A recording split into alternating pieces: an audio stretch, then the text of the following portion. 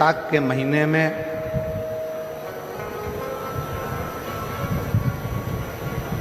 शिव सप्त तीर्थ का बड़ा महत्व है।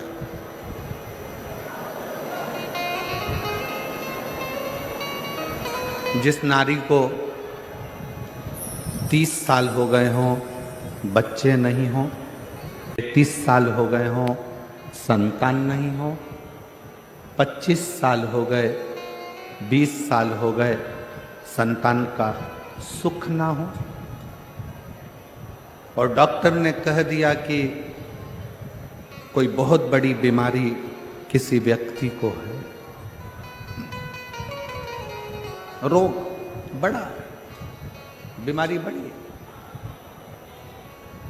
और उस बीमारी का कोई हल, उस रोग का कोई हल नहीं दिख रहा, कोई हल नजर ना आ,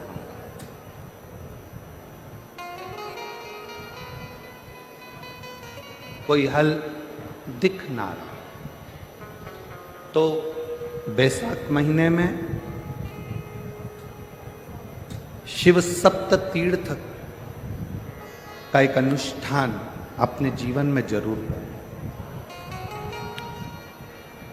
मट्टी के पात्र में जल भरना और मट्टी के पात्र में जल भरकर प्रतिदिन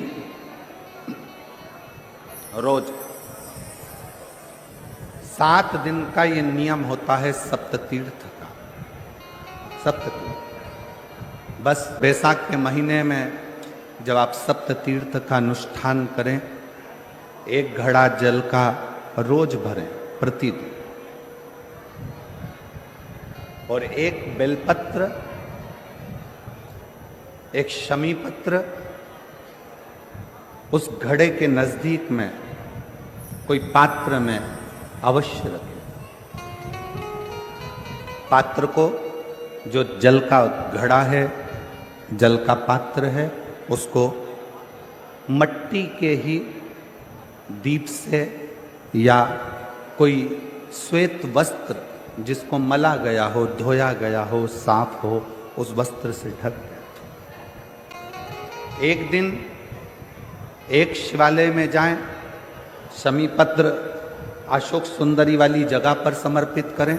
अशोक सुंदरी की जगह जानते हो ना आप लोग? अशोक सुंदरी की जगह पर शमी पत्र समर्पित करें। बेलपत्र जहां आप खड़े हैं उधर से डंडी का भाग आपकी ओर हो, और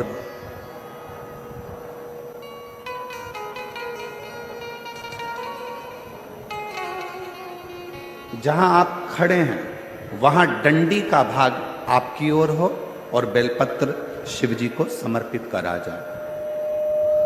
फिर जो मट्टी के पात्र में जल है वो भगवान शंकर को अपनी कामना कर कर शिव जी को समर्पित कर दो। संतान के लिए कर रहे हो तो वहीं से जल को एक कटोरी में, एक पात्र में झेल लीजिए। उस जल का आधा भाग नंदी के पास बैठकर आप ग्रहण कर लो, आधा भाग अपने पति को देना प्रारंभ कर दो। कोई रोग के लिए कर रहे हो, किसी बीमारी के लिए कर रहे हो, तो वो जल आप अपने घर की देहली में प्रवेश करने के पहले अपने मुख में उसको ग्रहण कर लो। एक दिन में एक शिवालय, दूसरे दिन दूसरा शिवालय, तीसरे दिन तीसरा शिवालय। अगर अपने नगर में, अपने गांव में, अपने क्षेत्र में 7 शंकर के मंदिर नहीं हो, यदि अपने गांव में, अपने नगर में, अपने क्षेत्र में 7 शंकर के शिवालय नहीं हो, तो मिट्टी का शिवलिंग बनाकर उस पे चढ़ाओ, पर रोज एक शिवालय अलग होना चाहिए। प्रदोष के दिन जब आप इस सप्ततीर्थ का विराम करेंगे, उस समय पर जल, जब प्रदोष काल आए, प्रदोष काल का जब समय हो जल चढ़ाओ सुबेरे, पर प्रदोष काल का जब समय हो उस जल का पान उस प्रदोष काल में कर ले। प्रदोष को जो प्रदोष काल में उस जल को शंकर का पंचाक्षर मंत्र नमः शिवाय, षडाक्षर मंत्र ओम नमः शिवाय या श्री शिवाय नमस्तुभ्यम बोलकर प्रदोष काल में उस जल का पान करें। बाबा को प्रार्थना करें, शिव से विनय करें। ये नियम केवल बैसाख के महीने में होता है, इसको बाकी के महीने में नहीं किया जाता है। इसको बाकी के महीने में नहीं करते, केवल बैसाख। तो बैसाख महीने में शिव सप्त तीर्थ का एक अनुष्ठान अपने जीवन में जरूर करें। मट्टी के पात्र में जल भरना और मट्टी के पात्र में जल भरकर प्रतिदिन रोज 7 दिन का ये नियम होता है सप्ततीर्थ का। सप्ततीर्थ बस विराम जो है उसका प्रदोष के दिन होना चाहिए। और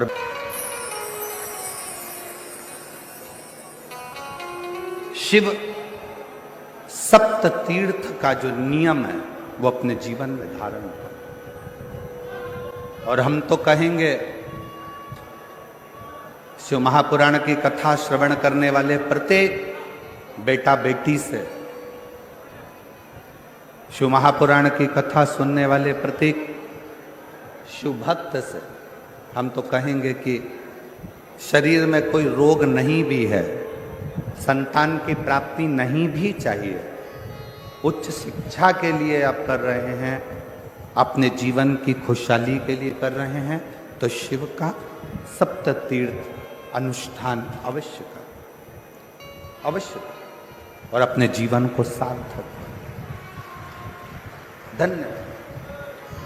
शिव को प्रकट करने के लिए या भगवान शंकर का वर प्राप्त करने के लिए या भगवान शंकर को प्राप्त करने के लिए, उनका आशीर्वाद लेने के लिए बहुत सारा आडंबर दिखावा शंकर को प्रिय नहीं। बेलपत्र का मात्र एक पत्ता अगर भगवान शंकर का पंचाक्षर मंत्र नमः शिवाय, षडाक्षर मंत्र ओम नमः शिवाय, श्री शिवाय नमस्तुभ्यम कहकर मात्र एक पत्ता आप अगर शंकर के शिवलिंग को चढ़ाते हो तो वो 1.25 करोड़ पत्र के बराबर अपने आप हो जाता है। अपने शिवलिंग के बराबर 1.25 करोड़ शिव बेलपत्र के बराबर एक पत्र हो जाता, एक पत्र।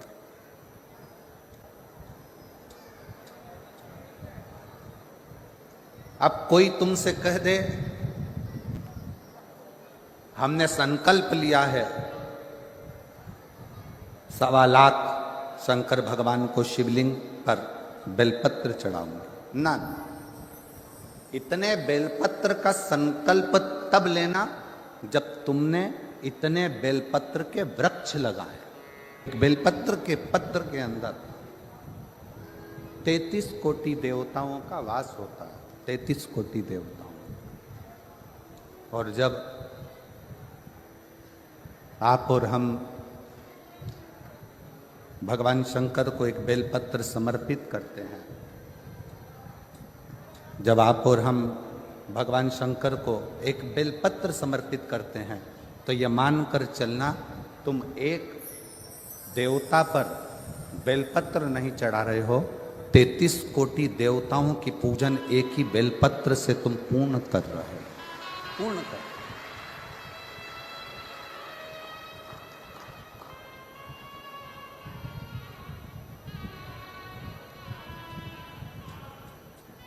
सारे देवताओं की पूजन, सारे देवताओं की आराधना, सारे देवताओं की अर्चना तुम एक बेलपत्र से पूर्ण कर ले रहे हो, एक बेलपत्र। भगवान देवाधिदेव महादेव को जल चढ़ाते हैं, उसके 5 अलग अलग तरीके हैं। बहुत सावधानी से सुनना कथा, आपकी और हमारी जिंदगी की सार्थकता को सिद्ध करने वाली कथा। आज पंजाब की इस पवित्र भूमि पर अगर यह प्रसंग निकला है तो इसको आप अगर सुनेंगे तो आपका जीवन सार्थक होगा। शिव जी को 5 तरह से जल चढ़ाने का तरीका है। जैसे पंचामृत होता है, दूध, दही, शहद, घी, शक्कर, ये सब पंचामृत के अंतर्गत आते हैं, उसी तरह शंकर जी को 5 तरह से जल चढ़ाने का क्रम वर्णित किया गया। अब उसको समझेंगे, बहुत सावधानी से समझिएगा। पहला, जल लेकर आए, सीधे डायरेक्ट शंकर भगवान के शिवलिंग पर चढ़ा दिया, ये प्रथम जल का चढ़ाने का तरीका। दूसरा, जहां से पानी बहकर जाता है, जहां से जल बहकर जा रहा है, उसके ठीक विपरीत जल उत्तर में जा रहा है, आप दक्षिण में खड़े होंगे और दक्षिण में खड़े होकर उत्तर की ओर मुख करेंगे और शिव जी को जल समर्पित करेंगे। ये रोग मुक्ति करने वाला है और हमारे रोग पर हमें विजय प्रदान करने वाला, ये जल चढ़ाने का था। एक सीधे मंदिर में गए, लोटा भरकर जल उठाया, शिव जी को चढ़ा दिया। दूसरा जल, जहां से पानी बहता है, शिव जी का चढ़ा हुआ जल जहां से बहकर जाता है, उसके ठीक विपरीत में शिव जी का जल इधर जा रहा है तो तुम यहां खड़े हो, तुम यहां बैठो, यहां मत बैठना, यहां मत बैठना, इधर बैठो। अगर रोग का निवारण है तो यहां बैठकर। तीसरा, अशोक सुंदरी से जल चढ़ाते चढ़ाते शिवलिंग तक लेकर जाना और शंकर भगवान के शिवलिंग पर पूर्ण जल समर्पित करना, यह तीसरा तरीका। यह कार्य की सिद्धता के लिए, हम जब किसी से आस ना लगाकर परमात्मा से विनती करते हैं तो वो विनती करने का तरीका तीसरा। चौथा, शिव जी पे चढ़ा हुआ जल 5 जगह पर समर्पित करना, गणेश जी, कार्तिकेय, अशोक सुंदरी, शिवलिंग और जलाधारी, ये चौथा क्रम है। जब जिस नारी का, जैसे मेरा नाम मोनिका है, मेरे पति का नाम संजय सिंह है, मैं दिल्ली स्वरूप नगर के निवासी हूं, मेरा फोन नंबर ये है। कहीं बैठी हैं? मैं बाबू को लाए हैं क्या? नहीं लाए? ठीक है, मैं प्रणाम करने के लिए लाई हूं। गुरुदेव, बाबा बाबा है, बैठी है बहन। शिव तत्व है, एक जल चढ़ाने का तरीका। शिव जी को हम जो जल चढ़ाते हैं उसका एक तरीका भी हमारी जिंदगी में अगर हमने उसको स्मरण में रख लिया तो हमारे कार्य की सिद्धता को सिद्ध कर देता, हमें सफलता की ओर लेकर चले जाता है। सीधे जल चढ़ाना, दक्षिण में बैठकर उत्तर की ओर मुख कर कर जल चढ़ाना, अशोक सुंदरी से लेकर शिवलिंग तक जल चढ़ाना, 5 स्थान पर गणेश, कार्तिकेय, अशोक सुंदरी, जलाधारी, शिवलिंग पर जल चढ़ाना 5 स्थान पर, ये चौथे नंबर का। और 5वां जल समर्पित करना,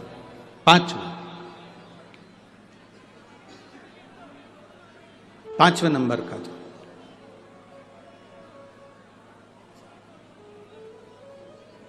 शिव जी को 5म नंबर का जो जल आता है, जो जलाधारी है, ऊपर जिसमें पानी भरा रहता है और नीचे एक एक बूंद टपकता रहता, जलाधारी में जल समर्पित कर कर उसी जल को बचाकर अशोक सुंदरी वाली जगह पर थोड़ा सा चढ़ाकर उसी में से जल शिवलिंग पर जब हम समर्पित करते हैं तो हम जिस कार्य के लिए जा रहे हैं वो कार्य सफल हो। कि आप शंकर भगवान को जल चढ़ाएं, थोड़ा सा जल पात्र में रख लें, जहां पूजन कर रहे हैं, जब थाली से पूजन, पहले सबसे पहले तो जल ही चढ़ाओगे ना, जल चढ़ाने के बाद उस पात्र को रख लें, थोड़ा सा पानी उसमें बचा लें, 2-4 बूंद, 8 बूंद, 15 बूंद, 20 बूंद, 1 चुल्लू, थोड़ा सा।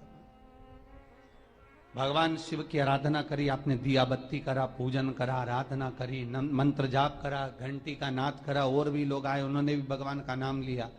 जब घर की ओर प्रवेश करें, पूजन की थाली जब लेकर चलें, तो जो कलश में जल हो उसका आचमन कर लें या अपने ऊपर छीट लें, उससे सुख का अनुभव होता।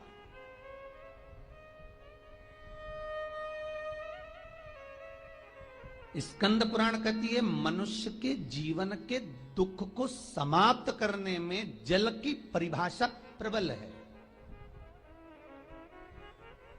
फिर निवेदन करूंगा, कहीं जाकर मत रोइए, कहीं जाकर मत कहिए कि आपको तकलीफ क्या है। ना रिश्तेदारों से, ना नातेदारों से, ना कुटुंब से, ना कबीले से, ना अपनों से, किसी से नहीं कहना कि दुख क्या है। बस इतना करना कि किसी मंदिर में अगर पूजन करने जा रहे हो, आप जिस पाठ को कर रहे हो, जो पाठ आप करते हो, हमें ये भी नहीं कहना कि तुम शंकर का पाठ करो, हम तो ये भी नहीं कहेंगे कि शिव कवच करो, हम ये भी नहीं कहेंगे कि तुम हम बताएं वो वाला पाठ करो। तुम तो जो पाठ करते हो, तुम जो स्मरण करते हो, जो तुम मंत्र जाप करते हो, जो तुम नाम जाप करते हो, तुम्हारी मर्जी, तुम जो जपते हो, बस उस जप के समय पर कटोरी में, गिलास में, तांबे के पात्र में, पंचपात्र में जल हो और उस जल का आचमन, उस जल का सींचन दुकान पर, घर पर रोज करना प्रारंभ कर दो। आधे से ज्यादा तुम्हारी तकलीफ, आधे से ज्यादा तुम्हारा कर्जा, आधे से ज्यादा तुम्हारा दुख तो भगवान यूं ही समाप्त कर देगा, यूं ही।